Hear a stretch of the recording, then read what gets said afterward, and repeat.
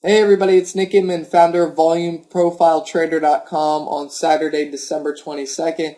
First things first, I want to say happy holidays. I hope you had a great trading year. I hope you had a good 2012 overall.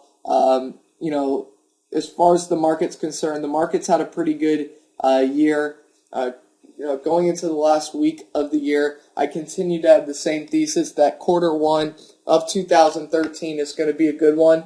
And my reasoning for that is just simply that the majority of all markets are trading right around their point of control for the year.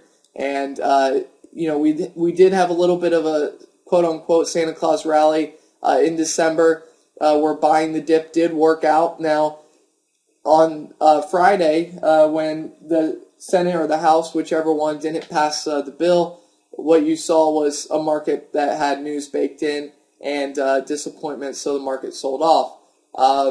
Looking at where we are now, I'm actually still going with we should overall look to buy the dip. Now, I do have one concern with that, and that is the fact that if this is some type of high here and we're starting to roll over from these levels, then what I ultimately see, and I'm sure what a lot of other people will look at, traders, investors alike, is this lower high, 3-4 lower highs. Now I'm not sure if it will matter in the long run, and we'll only know that in hindsight. But this is the way I see it. Okay, we have our ceiling right now around 1440 or whatever, and I see the floor at 1400, which is the point of control for the year. As long as the 1400 level holds, I think you want to remain a buyer of this market. You want to pick your stocks that are starting to work, starting to break out. And there are a few of them. We continue to actually have pretty good weekly trades, and we'll just continue to try to hit base hits, doubles, and not necessarily go for the home runs, and kind of, let it take us where it may. You also have the 200-day moving average, 1385. That's going to continue to gradually move higher. Probably get to around 1390 in the next week or two. So just keep that in mind. 1400, 1390 downside. As long as that holds, I think you're good. If I want to bring it in a little more on an hourly chart, looking at monthly profiles, realize that this monthly profile is almost done. What has happened here? All right, back in October, we had, and I need to get the right tool, we had value area high at 1444. Guess where our highs were this month? Basically the same levels. What has happened since? We've seen selling pressure, all right? Another thing we need to note is we have this huge high volume area here with the 90-day point of control, the 50-day, the 20-day, this current month's point of control, all in this cluster here. And that's why I think 1400 is so important, because it kind of gives you a line in the sand. It would also make new lows for the month thereabout, excluding the fiscal cliff news, which was yesterday, or 2 days ago, where you had the sell-off. I think it pierced below 1397. It really doesn't matter. But what we're looking at here is, does 1400 hold? And if so, then this was a pretty good buy the dip day. And I'm going to give you a name or two that our members did get notified about as far as opportunities in the market. And we'll just kind of go from there. So if I could, let me jump into the NASDAQ. The NASDAQ, we're bouncing off the 90-day point of control, the 1-month point of control of the current month. One thing to note is we really do have a pretty hefty high volume area here from 2630 up to 2690, whatever you want to call it. This is where the bulk of the trading has been taking place, and the extremes have been the place to buy and sell. We're at the bottom end of this range. I think that you just use this, and this is very important, so pay attention here. From a longer term basis, just like you may look at trading ranges on a smaller scale, and let me give you an example. Like from 2693 to 2705, whatever, this little range here, that's kind of your gauge, and you're looking for a move off of that zone. That's the same thing with this larger zone. You're just looking for a bigger time frame move off of this level, and you're trying to take your cues from what the market's trying to tell you via price action, maybe the fundamentals, whatever the case may be. So things you want to look at in this zone, and again, this is important. Are the moving averages starting to move higher or lower in this zone? Is price action bouncing, with good volume off the bottom of the range? What's it doing at the top end? Is consolidation? Is it low volume?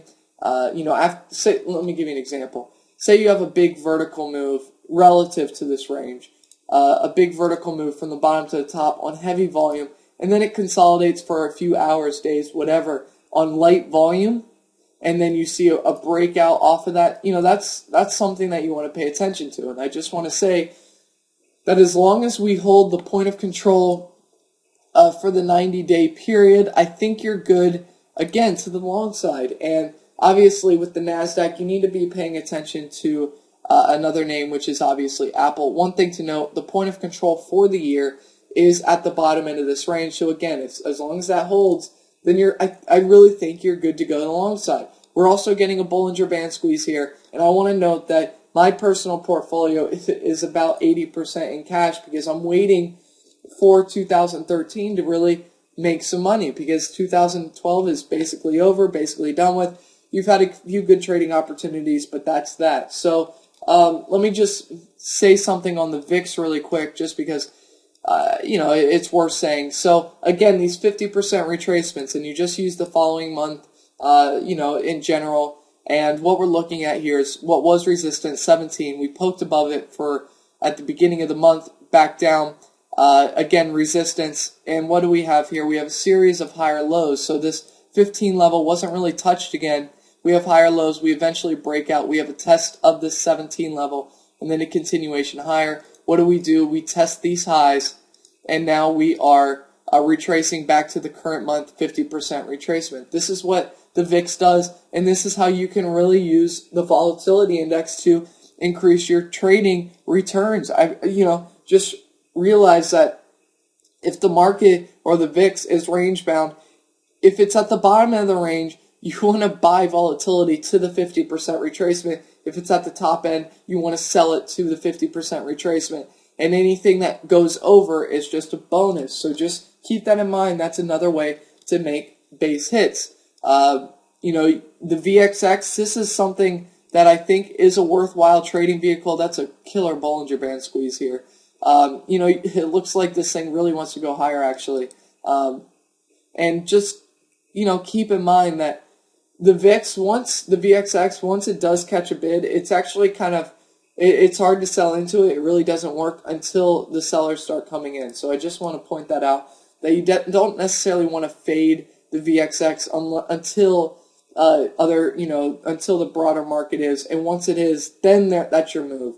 But trying to fade it on a squeeze out to the upside, that's tough. And I'm not saying that that it won't work, but I'm saying that if there is a period of uncertainty coming where the volatility index is going to reach heightened levels, then the VXX is not something you want to sell until you get some type of turn, some type of indication that the sellers are coming into the VXX. And they will again, and it'll be a really profitable short again. But until then, it's really not worth it. The dollar bouncing off the bottom end of this range, just keep that in mind. You have the bottom end, the top end. You have a few choices. You can look at these swing highs from September, kind of use that as a gauge. The point of control for the year, again, showing you that a big move is going to happen off of basically this 80 level. It's just a matter of time, and we're going to wait and see before we try to jump the gun. The euro is selling off from the value area high. We punched above what was the point of control for the year, which is around 131. Shifted down to 129.50 or so. 129.50. I wouldn't be surprised to see a sell-off towards 131 again, so we could have a pullback about $1 or so. $1. How about this? 100 ticks to the downside. 1 point, whatever you want to call it. It's not $1, obviously. Going in, gold selling off from the point of control for the year. This is pretty big in my opinion. Under the 200-day, You did get an oversold bounce on Friday, but that's a little bit expected. Take it for what it's worth. Silver. Now, this was a trade that I tried to get into, looking for a move higher.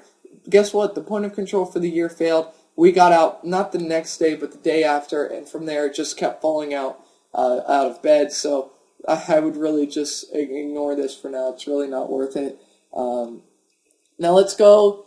Oil, pulled back a little bit, but this was a good trade off the point of control for the year. I think I said this last weekend, so just keep that in mind. And now I really want to go into some names that a few trades that we took, members and I, and kind of from there, some names that we just got into. So Goldman Sachs, this was a name off the point of control for the year. If it starts to clear resistance, you want to get long. Guess what? We got long on this big breakout day.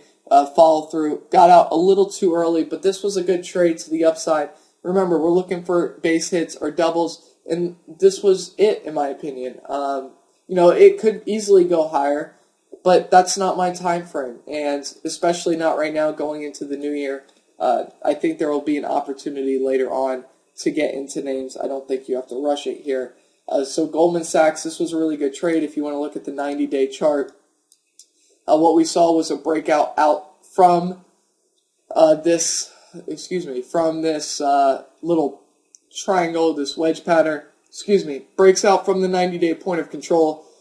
Let me zoom in so we can see. On good volume here, and that's what you want. And you take advantage of it. You take it where you can get it, and from there we rode it higher. So this was a good trade to the long side.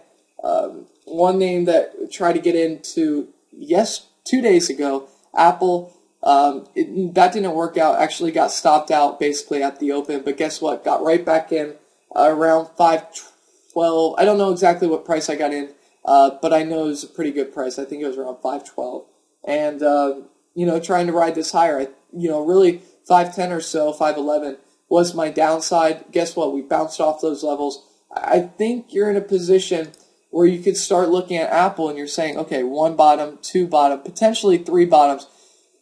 Again, if we start to break above these levels, I'm looking at this 50-day moving average point of control for the year as a potential target to the upside. So value area low right now, just kind of let it go. My position size isn't big. It's about half of position size.